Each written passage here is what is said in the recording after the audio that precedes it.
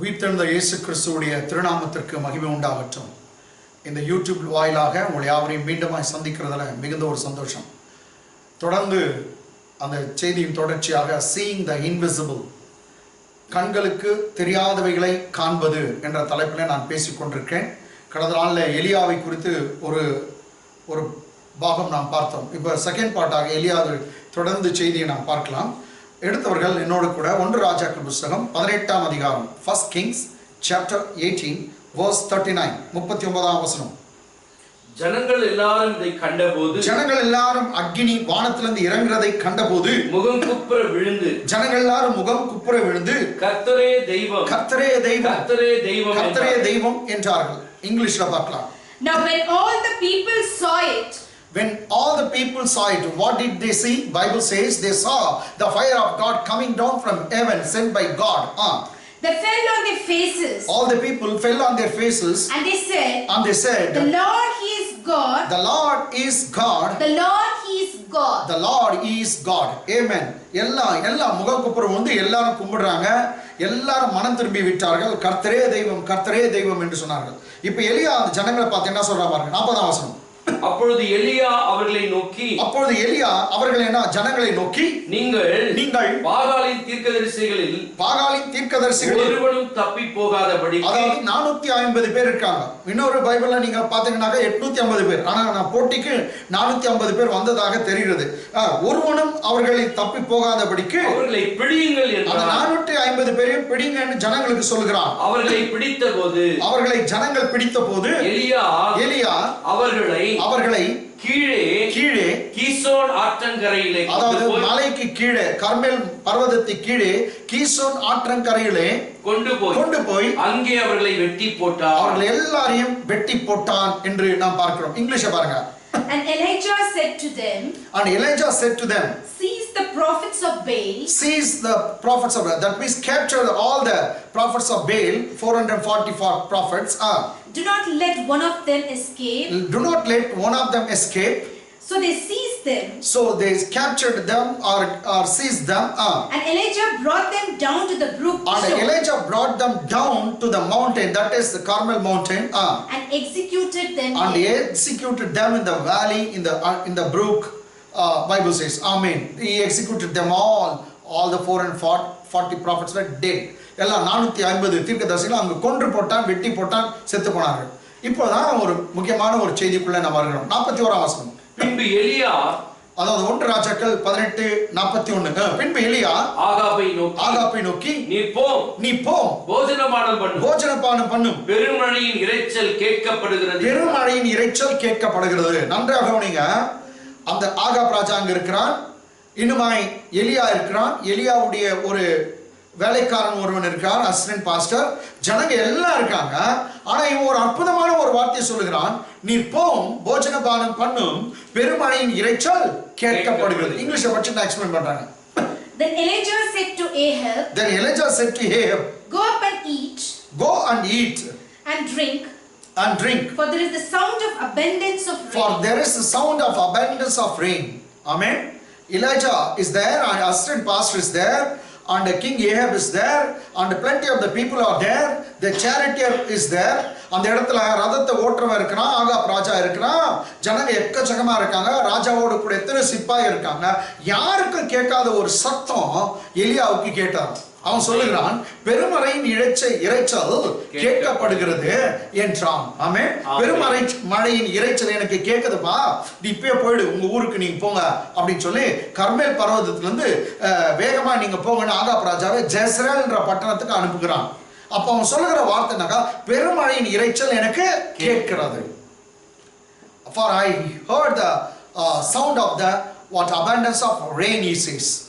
People could not hear it. Neither the king nor the people who are standing there, even the assistant pastor of Elijah, he could not hear it. But Elijah, Bible says, he heard the noise of the sound of the abundance of rain. எலியா அந்த இடத்துல ஜனங்க காதுக்கு அது கேட்கல, மற்றவங்க யாருடைய காதுக்கும் கேட்கல, ஆனா எலியாவுக்கு மாத்திரம் கேட்டது. ஆமென். இதான் நாங்க சொல்றோம். இது என்னன்னாக்கா பைபிள் சொல்லுது, ஆவிக்குரிய மனுஷன் நமக்கு இருக்கிறான், அவனுக்கு அந்த ஆவிக்குரிய மனுஷனுக்கு 2 கண்கள் உண்டு, நம்ம வெளியே இருக்கிற கண்கள் போல அவனுக்கு கண்கள் உண்டு. அதை தான் பவுல் அப்ப சொன்னா, இவங்க மனக்கண்களை திறக்கும்படி நான் வேண்டிக் கொள்கிறேன் என்று சொல்லுகிறேன். அதே போல உனக்கு எனக்கு காது இருக்கிறது போல ஆவிக்குரிய மனுஷனுக்கு காது இருக்குது, அது திறக்கப்பட வேண்டும். நம்முடைய ஆவிக்குரிய கண்கள் திறக்கப்பட வேண்டும்.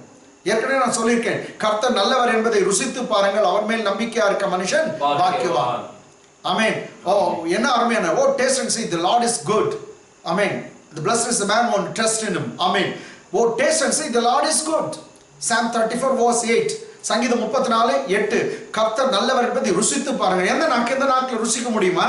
இந்த நாக்கு ஸ்வீட்டை நம்ம டேஸ்ட் பண்ணலாம், இல்லை பிட்டரை டேஸ்ட் பண்ணலாம், காரம் இல்லை விட்டா கசப்பு, உவர்ப்பு, துவர்ப்பு எல்லாவற்றையும் டேஸ்ட் பண்ணலாம். ஆனால் கர்த்தரை நக்கி பார்த்து சொல்ல முடியாது, கர்த்தர் வந்துட்டான்னு சொல்ல முடியாது. அப்போ அவன் வேற நாக்கை குறித்து பேசுகிறான். அதே போல வேற கண்கள் இருக்குது, வேற காதுகள் இருக்குது. இந்த இடத்துல நீங்க பார்க்க சமயத்துல பரிசுத்தவானாகிய எலியா நான் அந்த சத்தத்தை கேட்டு விட்டேன் என்று சொல்லுகிறான். ஏன் ஒரே ஒரு கிளவுட் இல்ல, இப்போதான் அவன் வெற்றி பெற்றான். கிட்டத்தட்ட இப்போது ஒரு 3 மணி இருக்கும், இல்லை 3:30 மணி இருக்கும், மதியம் முடிஞ்சு சாயங்காலம் தொடங்கினது ஒரு 3:30 மணி இருக்கும். சார் 4 மணி கூட இருக்கும். ஒரே ஒரு கிளவுட் இல்லை, ஒரே ஒரு மேகம் இல்லை. ஆனால் எலியா சொல்லுறான், எனக்கு பெரும் மழை இறைச்சலே கேட்டுச்சு. மழையே வரல, ஆனா இறைச்சல் அவனுக்கு கேட்டதான். இதுதான் தேவ மனுஷனுடைய காரியம். எனக்கு அன்பாதுள்ளே வரப்போகிற நாட்கள் எலிஷாவை குறித்து நான் பேச போகிறேன். அவனை பற்றி பைபிள் சொல்லுது, வேற யாரும் ஒருத்தர் சொல்லுகிறான், நீ பெட்ரூம்ல பேசினா கூட அவனுக்கு காது கேட்டோம்னு சொல்றான். அவ்வளவு பயங்கரமான பரிசுத்தவான்களாக இருந்தாங்க. இயேசு கிறிஸ்துவை குறித்து புதிய ஏற்பாடு ஒருவனும் அவருக்கு ஒன்றையும் சொல்ல தேவையில்லை, யாரையும் அறிமுகப்படுத்தவில்லை தேவையில்லை, எல்லார் உள்ளத்துல இருந்தும் அவர் அறிந்திருந்தார். He knew all the hidden things and secret things in the hearts of the man. There's no need for someone to introduce someone to Jesus. அதனால தான் சகையை ஃபர்ஸ்ட் பார்த்தா சகைவே இறங்கிவானார். அவன் அலறிட்டான், அவன் பேர் தெரிந்து அவருக்கு. ஏன்னா நல்ல மேய்ப்பர் தன் ஆடுகளின் பெயரை அழைக்க அவர் அறிந்திருக்கிறார். எல்லாம் தெரிந்து சமாரிய ஸ்திரீயுடைய பற்றி டீட்டெயிலே தெரிகிறது. அவர் சர்வ ஞானி. அந்த சர்வ ஞானியுடைய பிள்ளைகளாகி நீங்க நானும் அப்படிதான் இருக்க வேண்டும் என்று வேதம் விரும்புகிறது. நிச்சயமாய் கர்த்தர் உங்களுடைய என்னுடைய மனக்கண்களை திறக்கட்டும், நம்முடைய காதுகளை ஆவிக்குரிய காதுகள் திறக்கப்படுவதாக. கர்த்தர் அப்படிப்பட்ட காரியங்களை செய்வார். இங்க பெருமழையின் இறைச்சல் கேட்கப்படுகிறது. இதை பொறுத்து சொல்றாரு, this is the faith language. ஆமா, இது விசுவாச மொழி. பார்க்கிறதுக்கு முன்னாடியே கேட்கிறதுக்கு முன்பாகவே சொல்லுகிறது. நடக்கிறதுக்கு முன்பாகவே சொல்லுகிறது. இது விசுவாச லாங்குவேஜ். இது இயேசு கிறிஸ்து எவ்வளவு முறை அவர் யூஸ் பண்ணார் தெரியுங்களா? அவர் அரெஸ்ட் பண்ண வராங்க, எழுந்துருங்க சொல்றாரு, எழுந்துருங்க, என்னை அரெஸ்ட் பண்ண வந்து விட்டார்கள், என்னை காட்டி கொடுக்க வந்து விட்டாங்க, எழுந்துருங்க. அவன் வர்றதுக்கு முன்னே இவருக்கு எல்லாம் தெரியும், எல்லாம் தெரியும். எத்தனையோ முறை அவர் சிலுவையில் அறியப்படுவதற்கு முன்பாகவே மனுஷகுமாரனாகிய என்னை பாவிகளிடத்தில் ஒப்புக் கொடுக்கப்படுவார்கள், அவர்கள் என்னை சிலுவையில் அறைவார்கள், நான் அடக்கம் பண்ணப்படுவேன், ஆனால் 3ஆம் நாள் மரித்தொழுந்து உயிரோடு எழுந்து கொள்வேன் சொல்லி அவர் தன்னுடைய மரணத்தை குறித்து ஏற்கனவே சொல்லிக் கொண்டார். எல்லாம் தெரிகிறது அவருக்கு, எல்லாம் அறிந்தவர். பேதுரு இன்னும் ஒரு 6-7 அவருக்கு பின்னாடி அவரை காட்டி அவரை மறுதளிக்க போகிறான். அதை அவர் சொல்றாரு, இன்றைக்கு இரவிலே சேவல் கூறுறதுக்கு முன்பே பேதுரு என்னை அறிந்திருக்கிறது, நீ 3 முறை மறுதளிப்பாய். எல்லாம் தெரிகிறது அவருக்கு. அந்த சிங்கத்துடைய பிள்ளைங்க தான் நீ நானும், குட்டி சிங்கங்க. அந்த அவர் எப்படியோ அப்படியே தான் நீ நானும் இருக்க வேண்டும் என்று கர்த்தர் விரும்புகிறார். அப்படிப்பட்ட வரங்களை தான் பிள்ளைகளுக்கு கொடுக்க அவர் வல்லவரா இருக்கிறார். விசுவாசிக்கிறவனுக்கு எல்லாம் கூடும். அவர் சொன்னாரே, விசுவாசிக்கிறவன் நான் செய்த கிரியைகளை தானும் செய்வான், என்னை காட்டிலும் பெரிய காரியங்களை செய்வான். இந்த உலகத்துல எந்த கடவுளும் சொல்ல முடியாது, சொல்லி இருக்கும் கூடாது. ஆனா அப்பா இயேசு கிறிஸ்து மாத்திரம் சொன்னா, என் பிள்ளைங்க என்னை காட்டிலும் அதிகமா இருக்கணும்னு விரும்புகிறார். Amen. He says, he who believes in me, he will do same work what I do, and he will do greater than the things what I have done. நான் செய்த காரியங்களை காட்டிலும் பெருசா அவன் செய்வான் தான் சொல்றார். என்ன கண்பாங்க, கர்த்தர் உன்னையும் அப்படியே நடக்கிறதுக்கு முன்பாக பேசுகிற ஒரு தீர்க்கதரிசிகளாக தான் மாற்ற விரும்புகிறார். அவன் சொல்றான், பேர் இறைச்சல், மழையின் பேர் இறைச்சல் எனக்கு கேட்கப்படுகிறது. சரி, இதற்கு ஆகாப் பாருங்க, அவன் அந்த எலியா தேவ மனுஷனுடைய வார்த்தை அவன் கீழ்ப்படினான். 42 ஆகாப் போஜனபானம் பண்ண போனான். ஆகாப் போஜனபானம் பண்ண போனான். எப்படி அவன் மாறினான்? ஆகாப் எலியா சொல்றதை எப்படி கேட்டான்? ஏன்னா அவன் கூட அந்த நெருப்பை பார்த்தான். ஆமென். எலியாவுக்கு எதிர்த்து நிற்க முடியவில்லை. எலியா வானத்திலிருந்து நெருப்பு இறங்கட்டும் என்று ஜெபித்த சமயத்துல அந்த நெருப்பு வந்ததை அவனும் கண்டான். அதனால இப்போ ஒரு பேச்சு மறு பேச்சு இல்லை. போ, நீ மழை வருதுன்னு சொன்னா ஓடுறான். ஆகாப் ராஜா போஜனபானம் பண்ண போனான். பின்பு எலியா கர்மேல் பர்வதத்தினுடைய சிகரத்தின் மேல் ஏறி தரையிலே பணிந்து தன் முகம் தன் முழங்காலில் பட குனிந்து ஏறி தன் தரையிலே பணிந்து தன் முகம் தன் முழங்காலில் பட குனிந்தான். சரி, நெக்ஸ்ட் படிக்கலாம், இங்கிலீஷை பார்க்கலாம்.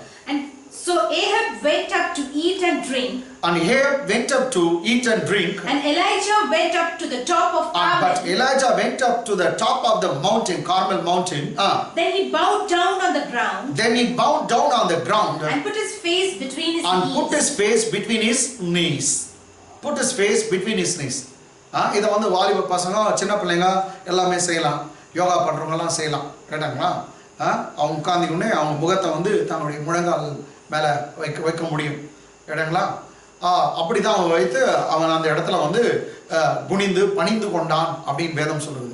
ஜெபித்தான்ற வார்த்தை இங்கே இல்லவே இல்லை, ஆனால் பணிந்து கொண்டான் அப்படின்ற வார்த்தை இருக்குது. சிலர் சொல்கிறாங்க, இதுக்காக சில காமெண்ட்ரி நான் படிக்கிற சமயத்தில் அவங்க சொன்னாங்க, எலைஜா ரொம்ப டயர்ட் ஆகிட்டார். ஏன்னா மலை கீழே அந்த ஆற்றங்கரையில் வெட்டினாரு, எல்லாரையும் வெற்றி போட்டாரு, ஜனங்களை வச்சு தான் வெட்டினார். ரைட்டுங்க. அதுக்கு முன்னாடி மலை மேலே ஏறி போனாருன்னு வசனம் இருக்குது. மலை மேலே ஏறி போனால் டயர்ட் ஆயிடுச்சு, அப்படி உட்காந்துட்டாரு அப்படின்றாங்க. நானும் டயர்ட் ஆகிட்டு அவர் உட்காந்துருந்தாங்க. Is not exhausted. Bible say Elijah fell prostrate before God and bowed down. Bible says he put his face in between his knees and worshiped God. That doesn't mean he got exhausted. No. சிலர் சொல்றாங்க, சில ஆத்தரங்க, maybe he got exhausted. No, அவனும் exhaust ஆகல, அவன் ஜெபித்தான்னு சொல்லுது. இல்லப்பா sir, இங்க எங்க பார்த்தாலும் ஜெபம் பண்ணதாக தெரியவே இல்லையே அப்படின்னு சொல்லலாம். இங்க ஜெபம் பண்ண தெரியாவிட்டு வேற இடத்துல இருக்குது, ஆவியானவர் எழுதி வச்சிருக்காரு. வேணுமெல்லாம் பாருங்க. புக் ஆஃப் ஜேம்ஸ், யாக்கோபு நிருபம் 5ஆம் அதிகாரம். புக் ஆஃப் ஜேம்ஸ், யாக்கோபு நிருபம் 5ஆம் அதிகாரம், வேர்சஸ் 17 and 18. 17, 18. எலியா என்பவன் நம்மை போல பாடுள்ள ஒரு மனுஷனாய் இருந்தும் மழை பெய்யாதபடிக்கு கருத்தாய் ஜெபம் பண்ணினான். Praise God. நம்ம போல பாடுள்ள மனுஷன் அவன் ஜெபித்தான், கருத்தா ஜெபம் பண்ணானா மழை வரக்கூடாதுன்னு. அதே போல மழை வரல. தமிழ பார்க்கலாம். எலியா என்பவன் நம்மை போல பாடுள்ள மனுஷனாய் இருந்தும் மழை பெய்யாதபடிக்கு கருத்தாய் ஜெபம் பண்ணினான். அப்பொழுது 3 வருஷமும் 6 மாதமும் பூமியின் மேல் மழை பெய்யவில்லை. He prayed earnestly that it would not rain, and it did not rain, Bible says. Amen. கருத்தா ஜெபம் பண்ணானா 3 வருஷத்துக்கு மழை பெய்யவில்லை. ஏன்? பனி கூட பெய்யவில்லை அப்படின்னு சொல்றோம்.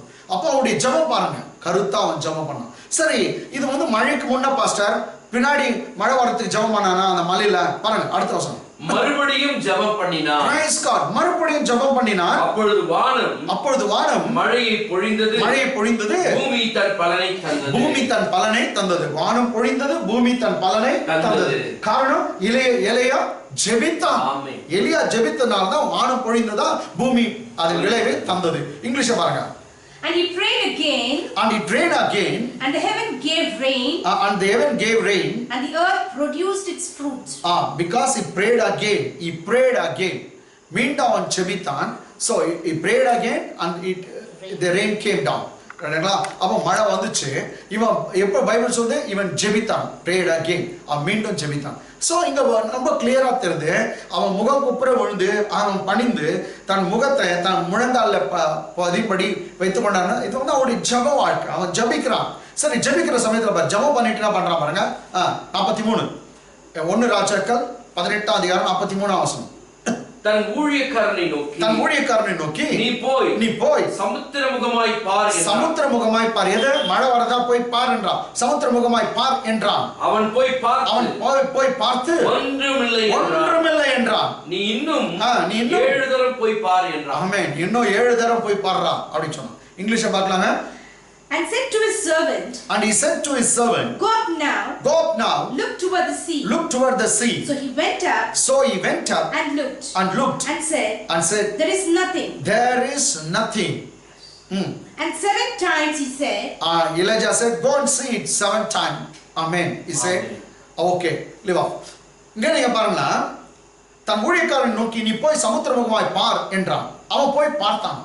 அவன் போய் பார்க்க சமயத்துல ஒன்றும் இல்லை என்றான். ரொம்ப நல்ல ஊழியக்காரன், சூப்பர் ஊழியக்காரன். இல்லையா இப்போ வரல பின்னாடி வரும் அப்படின்னு கூட சொல்ல, அவன் வந்து சொன்னா ஒன்றும் இல்லை அப்படின்னு சொல்றான். ஒன்றும் இல்லை, கை எப்படிதான் பண்ணியிருப்பான் பார்த்து, ஒன்றும் இல்லை.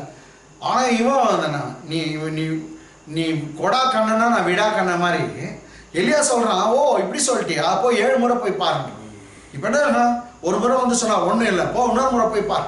அப்போ மலை மேலே ஓடணும், எவ்வளோ தூரம் ஓடணும்னு தெரியாது, சமுத்திரம் தெரிய வரைக்கும் அவன் ஓடணும். ஓடி போய் அந்த இடத்துல நின்று பார்த்துட்டு அவர் வரணும். இது போல 7 முறை அவன் போய் போய் வருகிறான். என்ன ஆகுது பாருங்க, 7ஆம் தரம் 44 வருஷம் 7ஆம் தரம் இவன் இதோ சமுத்திரத்திலிருந்து ஒரு மனுஷனுடைய உள்ளங்கை அத்தனை சிறிய மேகம் எழும்புகிறது என்றான். சிறிய மேகம் எழும்புகிறது என்றான். அப்பொழுது அவன் நீ போய் ஆகாப்பை நோக்கி மழை உம்மை தடை செய்யாதபடிக்கு ரதத்தை பூட்டி போய்விடும் என்று சொல் என்றான். ஓ எவ்வளவு பெரிய விசுவாசம் வீரனாக்குறான் எலியா. மழை உம்மை தடை செய்யாதபடிக்கு ரதத்தை பூட்டி போய்விடும் என்று சொல் என்றான். அவன் இங்கிலீஷ் வரலாம். Then it came to pass the 7th time. Then it came to pass on the 7th time that he said there is a cloud. That the servant of Elijah said, there is a cloud as small as a man's hand. As small as a man's hand. Rising out of the sea. So he said. Go up. Say to Ahab. Prepare your chariot. And go down before the rain stops you. Go down before the rain stops you. Amen. இந்த இடத்துல நீங்க பாருங்க, 7ஆம் தரம் இவன் இதோ சமுத்திரத்தில் ஒரு மனுஷனுடைய உள்ளங்கை அத்தனை சிறிய மேகம் எழும்புகிறது. வேலைக்காரன் ஐயா நான் பார்த்தேன், ஒரு சின்ன கை மேகம் ஒண்ணு, அவ்வளவுதான், ரொம்ப பெருசுல ஒரு மேகம் வந்துச்சுன்னு கூட சொல்ல, அது கூட அவன் சொல்றான் ஒரு சின்ன உள்ளங்கை அளவு ஒரு மேகம் வந்து கொண்டிருக்குது என்றான். அப்பொழுது எலியா சொல்கிறான், அவன் நீ போ, வேலைக்காரன் பார்த்து நீ போய் ஆகாப் ராஜா கிட்ட போய் சொல்லு, மழை உம்மை தடை செய்யாதபடி ரதத்தை பூட்டி போய்விடும் என்று சொல் என்றான். வேகமா போ, tell Ahab to take the chariot and let him go to Jezreel. Let him reach the Jezreel city immediately because rain should not stop him. Amen. மழை அவனை தடை செய்யாதபடி அவன் போய்விடட்டும் அப்படின்னு சொல்றான். நீங்க பாருங்க, மழை வரல, மேகம் வந்து ஒரு சின்ன ஒரு கை அளவுக்கு தான் காமிச்சிச்சான், அதுக்குள்ளேயே அவன் சொல்றான் மழை வந்து தடை பண்ணாதபடிக்கு போய் சொல்லு என்றான். எவ்வளவு விசுவாச வீரனா இருக்கான் பாருங்க எலியாங்க.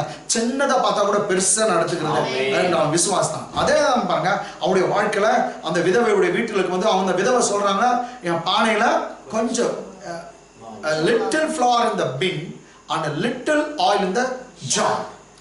அந்த கலசத்துல கொஞ்சம் எண்ணெயும் பானையில கொஞ்சமா. ஆனா எலியா சொன்னான் போதும், அதுவே போதும், கொஞ்சம் இருந்தா போதும், என் ஆண்டவர் பெரியவர், பெரிய காரியங்களை கொஞ்சத்துல இருந்து செய்வார். அதே தான் விசுவாசிகள் உங்களுக்கு நான் சொல்லட்டும், நான் வணங்குற ஆண்டவர் பெரியவர், சர்வ ஞானி. நீ சூழ்நிலையை பார்க்காத, கொஞ்சம் பார்க்காத, உன் ஆண்டவர் பெரியவர். அவர் தான் 5 அப்பம் 2 மீனை எடுத்து 5000 புருஷர்களுக்கு பங்கிட்டு கொடுத்து 12 கூடை நிறைய மிச்சம் வைத்தவர். ஒன்றுமே இல்லப்பா, கடல்ல எதுவும் கிடைக்கலன்னு சொன்ன பேதுருக்கு 2 படகுகள் அமிழ்ந்து போகத்தக்கதாக, 2 நெட்டு கிழியத்தக்கதாக, 2 படகுகள் அமிழத்தக்கதாக மீன்களை கொடுத்தவர். அவரால் எல்லாம் முடியும். கொஞ்சத்தை அவர் பலுகி பெருக பண்ண அவரால் முடியும். அததான் கர்த்தர் வந்து நீ உன்னிடத்துல என்னிடத்துல நீ நாம செய்ய வேண்டும் என்று எதிர்பார்க்கிறார். கொஞ்சத்தை கூட பழுக வைக்க உன்னால முடியும். இயேசு நாமத்தில் நீ ஜெபம் பண்ணு, கர்த்தர் நிச்சயமா செய்வார். கொஞ்சம் இருக்குதா, கொஞ்சம் பணம் இருக்குதா, அந்த கல்யாணத்தை எப்படி நடத்துவேன்னு சொல்றியா, வீடு எப்படி கட்டுவேன்னு அந்த கொஞ்சத்துல ஸ்டார்ட் பண்ணு, கர்த்தர் பிரேயர் பண்ணு, கர்த்தர் செய்வார், அவர் வாய்க்க பண்ணுவார். ஏன்னா அவர் வார்த்தை சொல்லிருக்கார், நீ கையிட்டு செய்கிறதெல்லாம் நான் வாய்க்க பண்ணுவேன். Whatever works in which your hands were put into work for, I will prosper it, God said. Amen. Only believe. கர்த்தரை நீ விசுவாசிக்கிறவனுக்கு எல்லாமாகும். நீ விசுவாசித்தால் தேவனுடைய மகிமையை காண்பாய். Amen. Yes. So எங்க பாருங்க ஒரு சின்ன வார்த்தை தான் கேட்டான். இவன் எலியா வந்து மேகத்தை பார்க்கவே இல்லை. யாரோ அவன் சொல்றான் ஒரு சின்ன மேகம் சொன்னான். போதும், அதே சின்னதே போதும், ஆண்டவர் பெரிய காரியம் செய்வார். ஓகே, 45ஆம் வசனம். அதற்குள்ளாக வானம், பாருங்க, அதற்குள்ளாக வானம் மேகங்களினாலும் காற்றினாலும் கருத்து பெருமழை உண்டாயிற்று. அதற்குள்ளாக மீண்டும் அதற்குள்ளாக வானம் மேகங்களினாலும் காற்றினாலும் கருத்து பெருமழை உண்டாயிற்று. ஆகாப் ரதத்தில் ஏறி இஸ்ரேலுக்கு போனான். இங்கிலீஷை பார்க்கலாம். Now it happened in the meantime that the sky became black with clouds. And wind. And there was a heavy rain. And was a heavy rain. So Ahab rode away and went to Jezreel. And Ahab rode away in the chariot, went to Jezreel. Amen. English on the first line parma. Now it happened in the meantime. Now it happened in the meantime. தமிழ்ல எப்படி இருக்குது? அதற்குள்ளாக. நீ விசுவாச வார்த்தை பேசினா அதுக்குள்ள ஒண்ணு நடக்குது. ஆமென். meantime. Yes. So நீ விசுவாச வார்த்தை நீ பேசினா கர்த்தர் தம் தூதர்களுக்கு கட்டளை இடுகிறார். தூதர்கள் மூவ். நீ எப்படி விசுவாச வார்த்தை பேசுறியோ தூதர்கள் அப்பதான் நகருவாங்க, அவங்க கிரியை செய்வாங்க. நீ விசுவாச வார்த்தையை பேசு, தூதர்கள் உனக்காக செயல்படுவார்கள். ஆமென். அவ்வளவுதான், எங்க இருக்கிற கிளவுட கொண்டு வந்துட்டான். இந்த விசுவாச வார்த்தை அதற்குள்ள பாருங்க, நீ விசுவாசம் பேசிட்டு அது நடக்கிறதுக்கு கொஞ்சம் டைம் ஆகுது. அதற்குள்ளாக பைபிள்ல சொல்லுது, அதற்குள்ளாக வானம் மேகங்களால கருத்ததான், காற்றினால கருத்தது, பெருமழை உண்டாயிற்று. There was a heavy rain, great rain. உங்களுக்கு தெரியுங்களா எத்தனை வருஷம் பொறுத்து வருது? 3 வருஷம் பொறுத்து வருது தேசத்துனால. 3 வருஷம் எங்க போயிட்டு இந்த மழை? ஒரு மனுஷன் யாருங்க? இந்த எலியா, அவன் சொன்ன உடனே அந்த மழை உண்டாகிறது. கர்த்தர் பெரியவர். பெருமழை உண்டாயிற்றான். இப்போ இந்த நேரத்தில் ஆகாப் ராஜா இஸ்ரேலுக்கு இவன் கர்மேல் பர்வதத்துக்கு டவுன்ல இருக்கிறான். அங்கிருந்து நேரா அவன் சாப்பிட்டுட்டு அவன் நேரா அந்த ரதத்தை பூட்டி கொண்டு இஸ்ரேல் பட்டணத்துக்கு போகிறான். இப்போ ஆகாப் எலியா அங்க இருக்க மலை மேல இருக்கிறான். மலையிலேருந்து இறங்கி இவரும் பட்டணத்துக்கு வரணும். பைபிள் சொல்லுது இவன் இஸ்ரேலுக்கு வந்தாங்க. எலியா எவ்வளவு தைரியமா இஸ்ரேலுக்கு வராங்க. 46ஆம் வசனம் பாருங்க. கர்த்தருடைய கை எலியாவின் மேல் இருந்ததினால் அவன் தன் அறையை கட்டிக்கொண்டு இஸ்ரேலுக்கு வருமட்டாக ஆகாபுக்கு முன் ஓடினான். இப்பயும் தோக்கல. ஆமென். அங்க பாருங்க ஒரு பெரிய போட்டி. கர்த்தர் தெய்வமான வானத்திலிருந்து நெருப்பு வரட்டும், இல்ல பாகால் தெய்வமானா பாகால் நெருப்பு அனுப்பட்டும். இந்த போட்டியில யார் வெற்றி பெற்றனா? எலியா. கர்த்தரே தெய்வம் என்று ஜனங்களா கர்த்தர் அளவுக்கு அக்னி வந்து அந்த போட்டியில ஜெயிச்சான். இப்போ யார் ரன்னிங் ரேஸ் விட்டாங்கன்னு தெரியல. இங்க பைபிள்ல சொல்லுது எலியாவின் மேல கர்த்தருடைய கை இறங்கினது. எப்போ கர்த்தருடைய கை இறங்கினதுன்னு நீங்க பைபிள்ல பாக்குறீங்களோ, அடிக்கடிக்கு நீங்க பாத்தீங்கன்னாக்கா ஜெரமியா புக்லயும் முக்கியமா எசேக்கியல் புக்ல இருக்கும். The hand of the Lord came and sat upon my head அப்படின்னு சொல்றாங்க. எப்ப கர்த்தருடைய கை என் மேல இறங்கினது, என் தலை மேல வந்தது அப்படின்னு சொல்றதுதான் பரிசுத்தாவின் அபிஷேகத்தை. அவர் சொல்றாரு கர்த்தருடைய கை என் மேல வந்து நான் தீர்க்க தரிசனம் சொன்னேன். அது வந்து பரிசுத்தாவின் அபிஷேகம். பரிசுத்தாவின் அபிஷேகம் என்ன பண்ணுது பாருங்க, இங்கிலீஷ் பாருங்க. Then the hand of the Lord came upon Elijah. 46th word. Then the hand of the Lord came upon Elijah. And he girded up his loins. And ran ahead of Ahab. To the entrance of Jezreel. இஸ்ரேலுக்கு வரும் மட்டுமாக ஆகாபுக்கு முன் ஓடினான். He ran ahead of Ahab, the king. Amen. Bible சொல்லுது he outran the chariots. நான் சேரியட்டை காட்டுல வேகமா ஓடினா. எது? ஒன்லி ரீசன் கர்த்தருடைய கை அவன். நீங்க பாருங்க, ஒரு ராஜாவை குதிரைங்க இருக்கிற அந்த சேரியட், எத்தனை குதிரை ஒரு ராஜாவை இழுக்கிறதுக்கு? அட்லீஸ்ட் ஒரு குதிரைலாம் இருக்காதுங்க. 2, 3, 4, 5. இன்னும் நம்ம பெரிய பெரிய இதுங்களெல்லாம் பார்க்கணும். நம்ம பென்னர் அது போல ஃபிலிம்லாம் பார்த்தினாக்கா அந்த ராஜாங்கள் எல்லாம் அந்த நாட்கள்ல 4-5 குதிரை இழுத்துன்னு போகுது. கேட்டாங்களா? அட்லீஸ்ட் 4 குதிரை அவங்க யூஸ் பண்றாங்க. இதுதான் நம்ம பார்த்தோம். இந்த ராஜாவுக்கு அட்லீஸ்ட் 4 குதிரை 5 குதிரை அந்த ரதத்தை இழுக்கும்படியாய் அவர்கள் வைத்திருப்பார்கள். இடங்களா, மலை மலை மேடெல்லாம் இறங்கி போகணும். ஸோ அவ்வளோ 4 குதிரைங்க இந்த ராஜாவை ரதத்தில் இழுத்து கொண்டு போகுது. ஆனால் எலியாவுக்கு முன்பு அவர்களால் ஓட முடியவில்லை. எத்தனை ஹார்ஸ் பவர் எலியாவுக்கு கர்த்தர் கொடுத்தாருன்னு தெரியல. பைபிள்ல சொல்லுது, தேவனுடைய கரம் அவன் மேல இறங்கினதுனால அவன் அந்த குதிரைகளுக்கு முன்பாக, ஆகாப்புக்கு முன்னாக எவ்வளவு தூரம், ஜெஸ்ரேல் மட்டும் ஒண்ணா. ஜெஸ்ரேல் எவ்வளவு தூரம் இருக்குது அப்படின்னு நான் பைபிளை நான் படிச்சு பார்க்குற சமயத்துல சில வேத ஆராய்ச்சி எல்லாம் பார்க்கணும். 30 மைல் இருக்குது கர்மேல் பர்வத்துல இருந்து. 30 மைல்னாக்கா நியர்லி 45 ஆர் 48 கிலோமீட்டர்ஸ் வரும். 45 to 48 கிலோமீட்டர்ஸ். 48 கிலோமீட்டர்ஸ் இந்த ஒரு மனுஷன் 48 கிலோமீட்டர் ஓடுறான்னா பாருங்க. குதிரைகளை காட்டுல வேகமாய் ஓடுகிறான். ஜெஸ்ரேல் பட்டணம் வர வரைக்கும், என்ட்ரன்ஸ் வரைக்கும் அவன் விட்டு போனாங்க. இது ரொம்ப ஆச்சரியம். இதை தான் இயேசு கிறிஸ்து சொன்னார், நீங்க எருசலேம் விட்டு போவாதீங்க. உயிர் தெரிந்த இயேசு சீஷர்களுக்கு சொன்னார், நீங்க எருசலேம்ல காத்துருங்க, ஏன்னா உன்னதத்திலிருந்து பிதாவின் வாக்குத்தத்தமான பரிசுத்த ஆவியானவர் வரப்போகிறார். நீங்க பரிசுத்த ஆவியானவர் வரும்போது நீங்கள் பலன் அடைவீர்கள். ஆமென். Wait for the promise of God to come upon you. He said, tarry in Jerusalem. When the Spirit of God comes upon you, you will be endued with power, and you will be my witness in Jerusalem, in Judea, in Samaria, even the uttermost part of the world. He said. ஆமென். நீங்க உன்னதத்திலிருந்து வரும் பலனை நான் தரிப்பிக்கப்பட வரைக்கும், அதை பெறுகிற வரைக்கும் நீங்க எருசலேம்ல காத்திருங்க என்று சொன்னார். ஊழியத்துக்கு உடனே போயிடாதீங்க, அந்த பலனை பெற்றுக்கொள்ளுங்க. பெற்றுக்கொண்டு நீங்க புறப்படுங்க. எங்கெங்க எனக்கு சாட்சியா இருப்பீங்க? நீங்க எருசலேமிலும் யூதேயாவிலும் சமாரியாவிலும் உலகத்தின் முடிவு பரிந்தும் எனக்கு சாட்சிகளா இருப்பீங்க என்று சொன்னார். ஆம், அந்த பலம் பைபிள பாருங்க. ஸ்தேவான் அந்த ஆவியின் பலத்தினால நிரப்பப்பட்டிருக்க சமயத்துல அவனுக்கு முன்பாக எந்த வேத சாஸ்திரிகளும், எந்த விதமான வேத பண்டிதரும் அவனுக்கு முன்பாக நிற்க முடியவில்லை. பரிசேயர் சதுசேயர்னால நிற்க முடியவில்லை. அவ்வளவு பலன் அவனுக்கு இருந்ததா, ஆவியின் பலன்.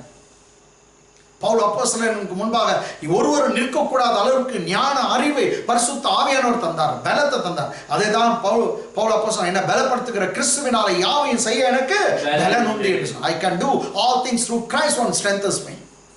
Gospel itself the strength of God, Bible says. தேவனுடைய சுவிசேஷமே உனக்கு தேவ பலனா இருக்குது. சிலுவையின் உபதேசம் உனக்கு தேவ பலனா இருக்குது. எப்படியோ தேவ பலன் உனக்கு பல வழியில வருகிறது.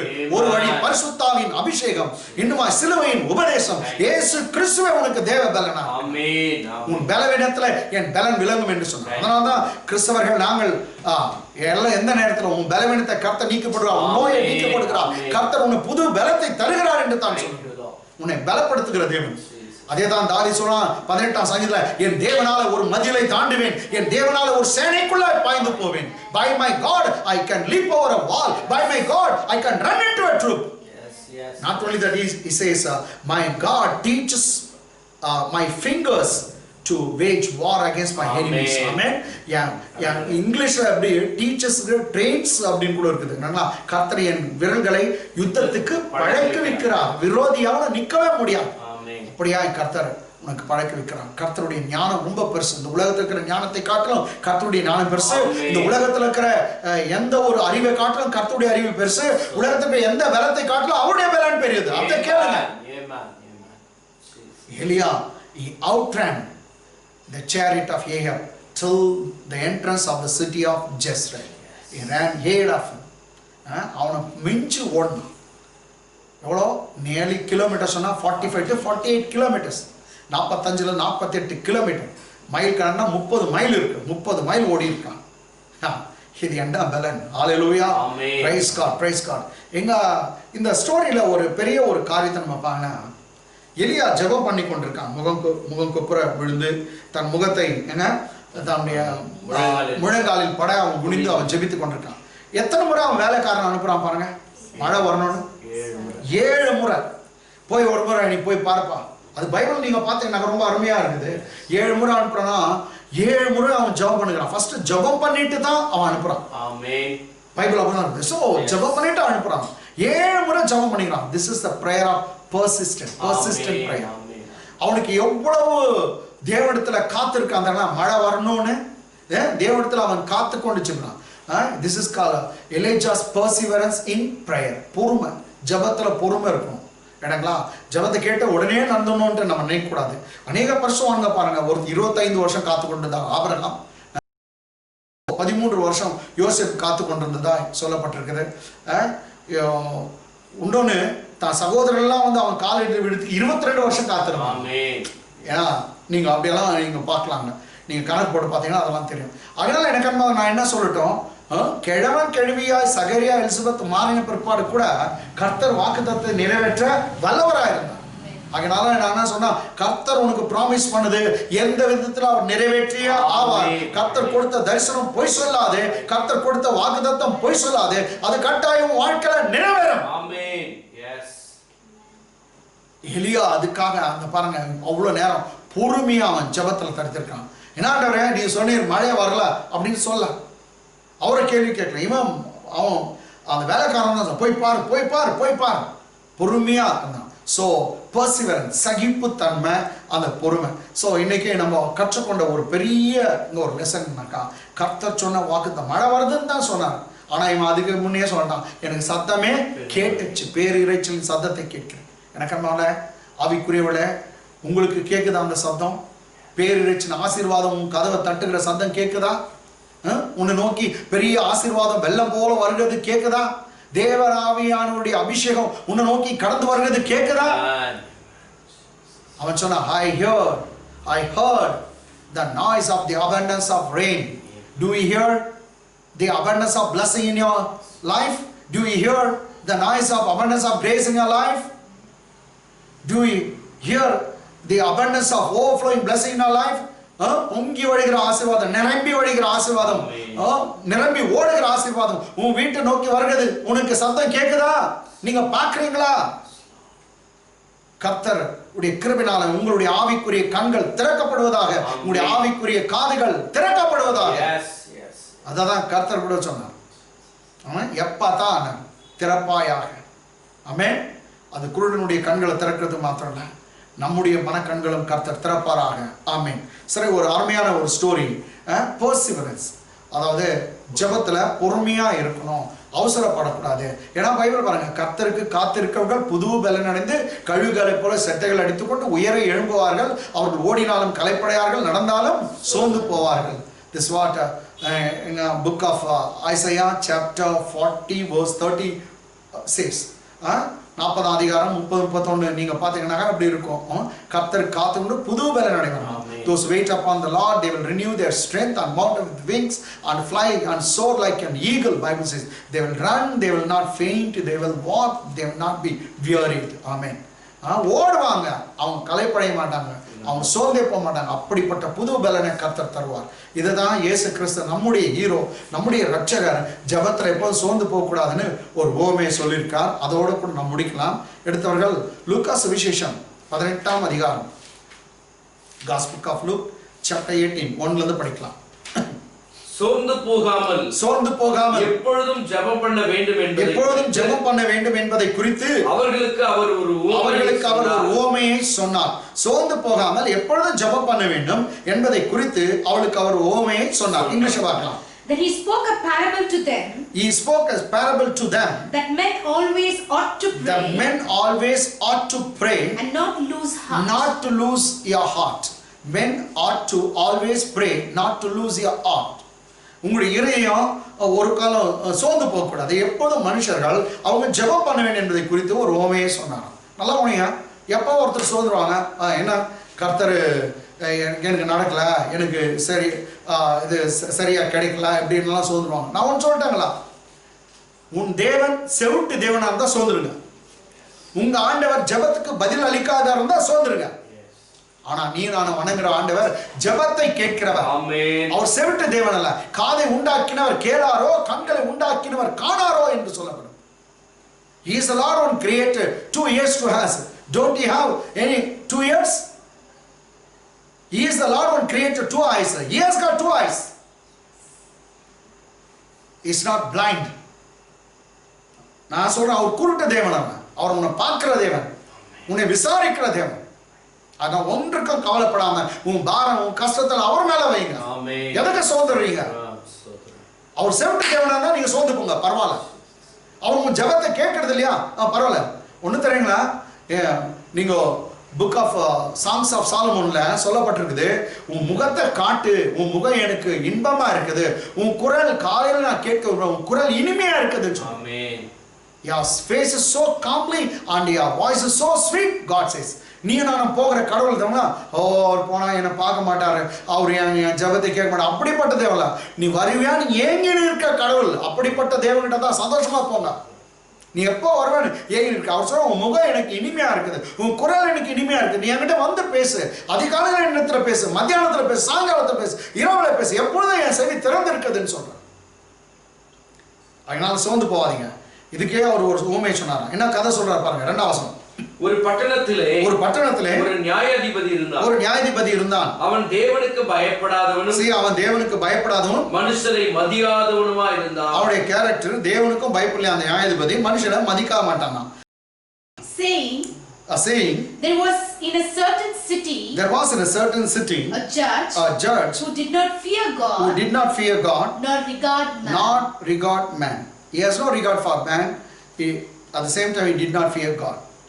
கடவுளுக்கும் பயப்படலையா, மனுஷனை மதியாதவன் அப்படின்னு சொல்லப்படுது இந்த ஸ்டோரியில. 3ஆம் வசனம் பாருங்க. அந்த பட்டணத்திலே ஒரு விதவையும் இருந்தாள். அந்த ஜட்ஜ் இருக்கிற, அப்படி மோசமான ஜட்ஜ் இருக்கிற நியாயாதிபதி இருக்கிற பட்டணத்துல ஒரு விதவையும் இருந்தால் அவள் அவனிடத்தில் போய், அந்த ஜட்ஜ் இடத்துல, அந்த நியாயாதிபதி இடத்துல போய், எனக்கும் என் எதிராளிக்கும் இருக்கிற காரியத்தில் எனக்கு நியாயம் செய்ய வேண்டும் என்று விண்ணப்பம் பண்ணினார். எனக்கு நியாயம் செய்ய வேண்டும் என்று விண்ணப்பம் பண்ணினார். அவ போய் வந்து கேட்கிறா, தயவுசெய்து எனக்கு என் எதிராளிக்கு இருக்கிற காரியத்தில் நியாயம் செய்ய வேண்டும் என்று அந்த மோசமான நியாயாதிபதி இடத்துல போய் கேட்கிறா. இங்கிலீஷ்ல பாருங்க. Now there was a widow in that city. There was a widow in that same city. And she came to him saying, avenge me of my adversary. Amen. Avenge me of my adversary. Please give me a justice against my adversary or my enemy. என்ன பாருங்க, விதவைக்கு ஒரு enemy இருந்திருக்கான். அவன் எந்த தொல்லை கொடுத்திருந்தான்னு தெரியல. அதற்காக அவன் சொல்லுகிறான், தயவு செய்து எனக்கு நியாயம் விசாரிங்க, நியாயம் செய்யுங்க அப்படின்னு போய் விண்ணப்பம் பண்ணினாலாம். 4ஆம் வசனம் பாருங்க. வெகுநாள் வரைக்கும் இங்க வேதம் சொல்லுது, வெகுநாள் வரைக்கும் அவனுக்கு மனதில்லாதிருந்தது. அந்த கெட்ட நியாயாதிபதிக்கு, கடவுளுக்கு பயப்படாதவன், மனுஷனை மதியாதவன், அவனுக்கு மனதில்லாது இருந்தது வெகுநாள் வரைக்கும்.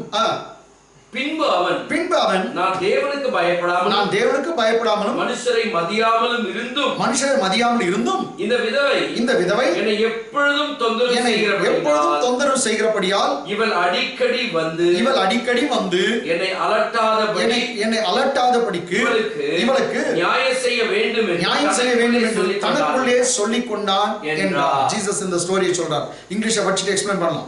And he would not for a while hear for a while, but afterward he said within himself, though I do not fear God nor regard man, yet because this widow troubles me, I will avenge her lest by her continual coming she weary me. Amen. இங்க ஒரு 3 வார்த்தை ரொம்ப அற்புதமான வார்த்தை. 4ஆம் வசனத்துல தமிழ்ல வெகுநாள், she is continually coming. வெகுநாள் ரொம்ப நாளா இவ வந்து நிற்காள். நெக்ஸ்ட் தமிழ்ல இருக்குது எப்பொழுதும் வருகிறாள், என தொந்தரவு செய்கிறாள். நெக்ஸ்ட் அடிக்கடி அப்படின்ற வார்த்தை இருக்குது. எப்பொழுதும், அடிக்கடி, வெகுநாள் தொந்தரவு செய்கிறபடியா நான் இவளுக்கு ஒரு பதில் செய்ய வேண்டும். இங்கிலீஷ்ல என்னென்ன வேர்ட்ஸ் இருக்கு பாருங்க. Yet because this widow troubles me and I will avenge her lest by her continual coming she weary me. She often comes. அடிக்கடிக்கு வராள். கொஞ்ச நாள் வரைக்கும் அவனுக்கு மனசுல ஜட்ஜ்மெண்ட் கொடுக்கும். ரைட்டுங்களா? அப்பதான் சொல்றான், அடிக்கடி இந்த பெண்ணு வராங்க, வந்து என்னை அலட்டின்னு இருக்காங்க, தொந்தரவு பண்றாங்க, எப்போதும் வந்துருக்காங்க, அதனால நான் சீக்கிரமா அவங்களுக்கு பதில் செய்வேன், நியாயம் செய்வேன் என்று சொல்றாங்க. இப்போ அப்படி சொல்லிட்டு 6ஆம் வசனம் பாருங்க. பின்னும் கர்த்தர் அவர்களை நோக்கி அநீதியுள்ள அந்த நியாயாதிபதி சொன்னதை சிந்தித்து பாருங்கள். நமக்கு சொல்றார். அவன் என்ன சொன்னா மனசுல, அதை நீங்க சிந்தித்து பாருங்க. பின்னும் கர்த்தர் அவர்களை நோக்கி அநீதி உள்ள அந்த நியாயாதிபதி சொன்னதை சிந்தித்து பாருங்க. English. Then the Lord said, hear what the unjust judge said. So think over it, hear it, what that unjust judge said. 7ஆம் வசனம் பாருங்க. 7ஆம் வசனம் தமிழ்ல அந்தப்படியே அப்ப அந்த ஸ்டோரிக்கும் இதுக்கும் ஒரு பெரிய விஷயம் இருக்குது. அந்தப்படியே தேவன் தம்மை நோக்கி இரவும் பகலும் கூப்பிடுகிறவர்களாகிய தம்மால் தெரிந்து கொள்ளப்பட்ட விஷயத்தில் நீடிய பொறுமையுள்ளவராயிருந்து அவர்களுக்கு நியாயம் செய்யாமல் இருப்பாரோ. வசனம் நெக்ஸ்ட். சீக்கிரத்திலே நியாயம் செய்வார் என்று உங்களுக்கு சொல்கிறேன். ஆகிலும் மனுஷகுமாரன் வரும்போது பூமியிலே விசுவாசத்தை காண்பாரோ என்றார். இங்கிலீஷ்ல பாருங்க 7th verse. And shall God not avenge his own elect? And shall not God avenge his own elect? Who cry out day and night to him. Who cry out to him day and night. To him. Though he bears long with them. I tell you that he will avenge them speedily. I'll tell you that he will avenge them speedily. Amen. சீக்கிரத்துல அவங்களுக்கு பதில் தருவார். He will avenge them speedily. அப்படின்ற வார்த்தை. சரிங்க, நிறுத்தலாம் பாருங்க. கர்த்தர் அந்த விதவை அடிக்கடி எப்பொழுதும் ரொம்ப நாளா யாரிடம் அந்த மனுஷங்கிட்ட போய் அந்த அநீதியுள்ள நியாயாதிபதிகிட்ட போயிருந்தத கர்த்தர் சொல்றாரு, இரவும் பகலும் தம்மால் தெரிந்து கொள்ளப்பட்டவர்கள், கர்த்தரால் எலெக்ட் பண்ணப்பட்ட பிள்ளைகள் இரவும் பகலும் அவரை கூப்பிட வேண்டும் விரும்புறார். ஆமென். இரவும் பகலும் கூப்பிடுவர்களாக தம்மால் தெரிந்து கொள்ளப்பட்ட ஒரு விஷயத்தில் அவர் ஒரு சமயம் நீடிய பொறுமையுள்ளவராக இருந்தாலும் சீக்கிரத்துல நியாயம் செய்வார். அப்படிதான் நியாயம் செய்யாம போறதுல சீக்கிரத்துல நியாயம் செய்வார். ஒரு சமயம் நீடிய பொறுமையா கர்த்தர் வெயிட் பண்ணிக்கிறோம். எப்போ பாருங்க, எப்போ உங்களுக்கு டிலே ஆகுதோ பெஸ்ட் வரும். டவுட்டே இல்லை. எப்போ டிலே ஆகுதோ எப்போதும் அது வந்து பெஸ்ட் தான். நான் எல்லாம் வேதத்தில் இருக்கிற எல்லா பரிசுத்தவான்களுடைய வாழ்க்கையில பார்த்தோம். ஆண்டவரே டிலேனா பெஸ்டா கர்த்தர் எல்லாம். ஜோசப் அப்பதான் பெஸ்ட். தாவீது ரொம்ப டிலே, பெஸ்டா கிடைச்சு. ஆபிரகாமுக்கு ரொம்ப டிலே, பெஸ்ட். ஆனா கர்த்தருக்காய் காத்துருங்க, பொறுமையா இருக்கணும். பொறுமை ரொம்ப பெருசு. பொறுமை நம்ம தமிழர்கள் சொல்லுவாங்க, பொறுமை கடலினும் பெருசு. ரைட், பொறுமை ரொம்ப பெருசு. நீங்க பொறுமையா காத்துருங்க. பைபிள் சொல்லுது, பெருமை உள்ளவனை காட்டிலும் பொறுமை உள்ளவன் நலம், அதே நலன்னு நீதிமொழிகள் புத்தகம் சொல்லுது. ஸோ அதனால பொறுமை பற்றி நான் கொஞ்சம் உங்களுக்கு சொல்றேன். ஜெபத்துல பொறுமையா இருக்கணும்.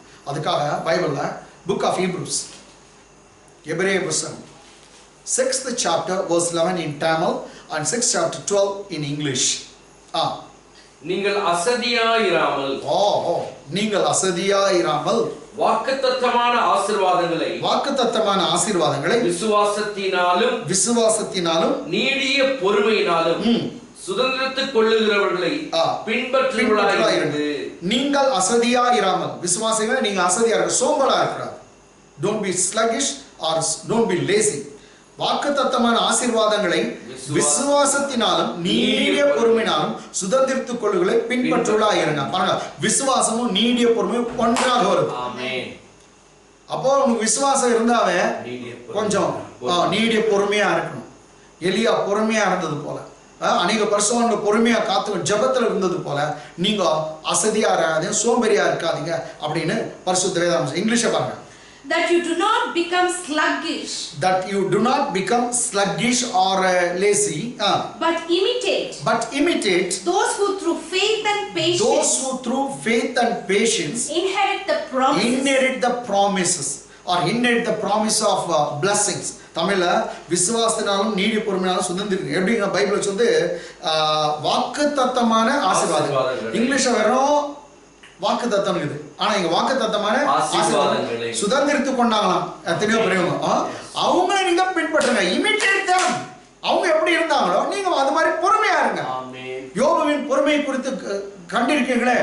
இவர் சொல்றார், ஜேம்ஸ் அதாவது யாக்கோபு சொல்றார், அவன் பொறுமையை பாருங்க, முடிவில் அவன் என்ன வெற்றியை பெற்றான். நீங்களும் பொறுமையா இருங்க, வெற்றி உங்களுடைய. கிறிஸ்தவர்களுக்கு தோல்வி இல்லை, கிறிஸ்துவுக்குள் எப்போதும் வெற்றி கொடுக்கிற தேவனுக்கு சொல்றான். உனக்கு தோல்வி மாதிரி தெரியலாம், அந்த கேம் ஒன்றும் முடியல, அவர் எப்போ இன்னும் வெற்றி பெறணும். நான் கேம் முடியும் போது நான் வெற்றி பெறுவேன். என்னங்க, நான் வெற்றி பெற்றதான் கேமே முடியும்னு ஒருத்தர் சொல்றார். ஆமாங்க, நீ வெற்றி பெற வரைக்கும் கேம் முடியாது. அதனால நீ இப்ப கேம்ல இருக்கிற, நீ வெற்றி பெறுவ, கேம் முடியும். அதனால கிறிஸ்தவர்களுக்கு ஒரு காலம் தோல்வி இல்லவே இல்லை. கிறிஸ்துவுக்குள் எப்போதும் வெற்றினாங்க. Praise be to God who always leads us in success or leads into triumph in Christ Jesus. கிறிஸ்துவுக்குள் எப்போதும் வெற்றி தான். பயப்படாதீங்க. அப்போ you need to imitate certain people, certain saint of God who are in Bible. They followed faith and perseverance or patience. இது வந்து 11ஆம் வசனம். இங்கிலீஷ் வந்து 12ஆம் வசனம் பார்த்தோம். சரி, கர்த்தர் 14-15 வசனம் பாருங்க. அதுல என்ன சொல்றாரு? நிச்சயமாக நான் உன்னை ஆசீர்வதிக்கவே ஆசீர்வதிப்பேன். கர்த்தர் ஆபிரகாமுக்கு சொல்ற வாக்குத்தத்தங்க. நிச்சயமாக நான் உன்னை ஆசீர்வதிக்கவே ஆசீர்வதித்து உன்னை பெருகவே பெருக பண்ணுவேன் என்றார். கர்த்தர் சொல்றாரு ஒரு வாக்குத்தத்தம் ஆபிரகாமுக்கு. நிச்சயமாக நான் உன்னை ஆசீர்வதிக்கவே ஆசீர்வதித்து உன்னை பெருகவே பெருக பண்ணுவேன். இங்கிலீஷ்ல பாருங்க. saying surely blessing I will bless you, surely blessing I will bless you, and multiplying I will multiply you. God said to Abraham, one of the promise, greatest promise to Abraham. ஆபிரகாமுக்கு கர்த்தர் சொன்னார், surely blessing I will bless you and multiplying I will multiply you. அடங்களா, நிச்சயமாக நான் உன்னை ஆசீர்வதிக்கவே ஆசீர்வதித்து உன்னை பெருகவே பெருக. ஒரு பாஸ்டர் என்னுடைய சிநேகிதர் அவர் சொல்வார் இந்த வசனத்தை.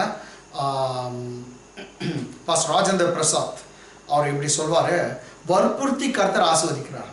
வேணா கூட இல்ல வச்சுக்க.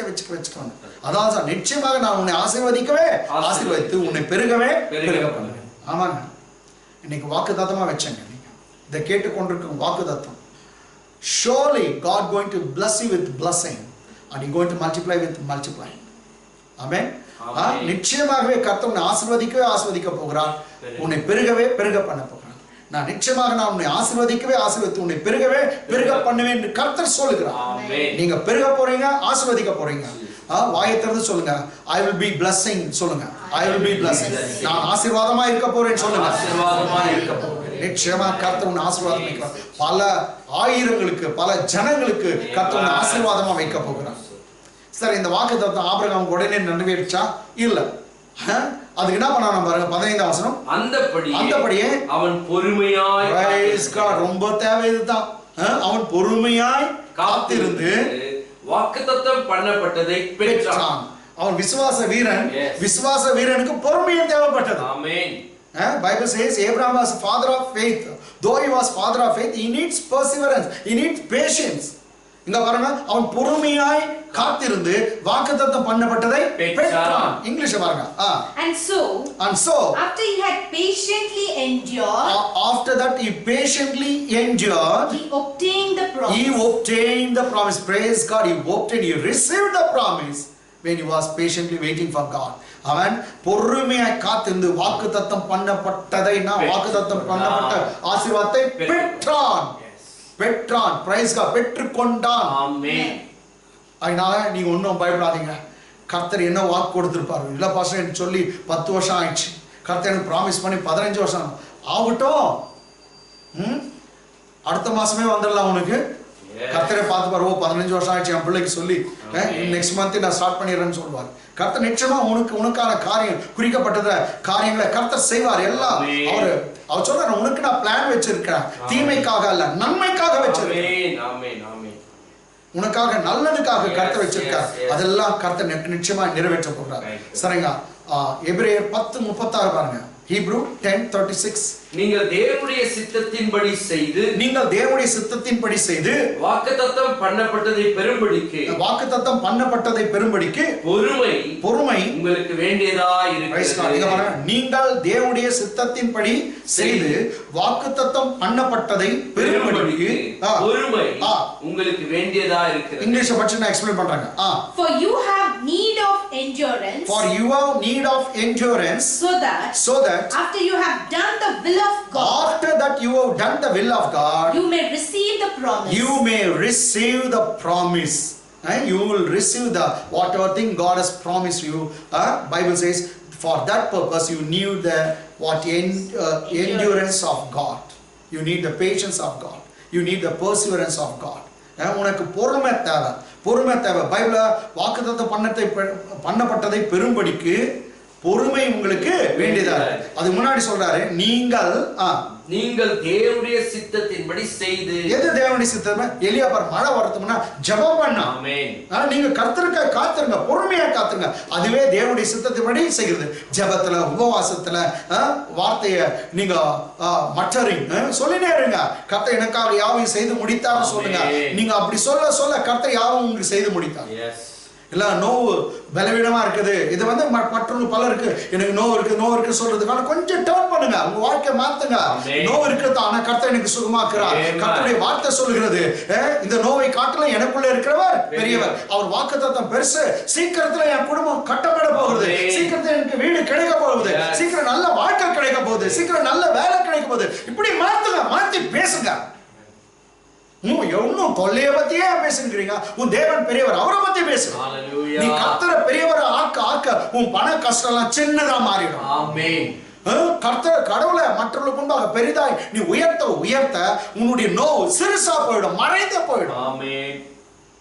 அதனால இப்படிப்பட்டது தான் தேவனுடைய சித்தம். தேவனுடைய சித்தத்தின்படி நீங்கள் செய்து வாக்குத்தத்தம் பண்ணப்பட்டதை பெறும்படிக்கு பொறுமை உங்களுக்கு வேண்டியதா இருக்குது. எனக்கு அன்பானவனே, அதனால இன்றைக்கு கர்த்தர் நமக்கு நல்ல ஒரு பாடத்தை கற்றுக் கொடுத்தார் எலியாவின் மூலமாக.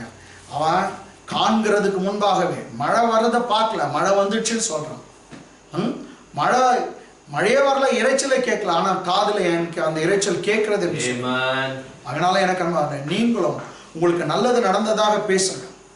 கர்த்தர் கொடுத்து விட்டார், கர்த்தர் எனக்கு செய்துட்டார், என் கடன் அடைக்கப்பட்டது, எனக்கு நல்ல வாழ்க்கை கிடைச்சது, நல்ல வீடு கர்த்தர் கொடுத்துட்டார், எனக்கு கர்த்தர் நான் விரும்புகிற காரியத்தை எனக்கு செய்தார், என் ஊழியத்தை நான் உயர்ந்திருப்பேன், கர்த்தர் என்னை வாழாக்காமல் தலையாக்குவார், எல்லாம் எனக்கு இருக்கிற சத்துருக்களுக்கு மேல கர்த்தர் என்னை உயர்த்துவார், என் கொம்பை உயர்த்துவார். பேசுங்க.